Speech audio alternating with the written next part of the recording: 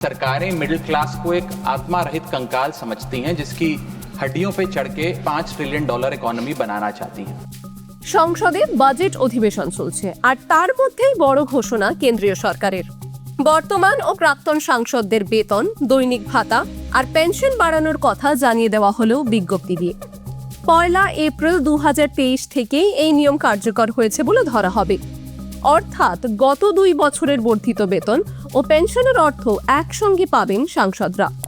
জানা গেছে সংসদ সদস্যদের মাসিক বেতন 1 লক্ষ টাকা থেকে বেড়ে 1,24,000 টাকা করা হয়েছে, অর্থাৎ 24% বাড়ানো হলো বেতন। অন্যদিকে দৈনিক ভাতা 2000 থেকে বাড়িয়ে 2500 টাকা করা হয়েছে। প্রাক্তন সংসদ সদস্যদের পেনশন 25,000 টাকা থেকে বাড়িয়ে 31,000 টাকা করা হয়েছে। দেশ জুড়ে যখন মুদ্রাস্ফীতি এবং মূল্যবৃদ্ধি নিয়ে জেরবার সাধারণ মানুষ, সেই সময় এই বেতন বৃদ্ধির ঘোষণা কিছুটা হলেও যে ক্ষোভ সৃষ্টি করবে তা বলাই বাহুল্য। রাজনৈতিক মহল বলছে, এক ধাক্কায় এই বড় অঙ্কে সাংসদদের বেতন বৃদ্ধি নতুন কিছু নয়।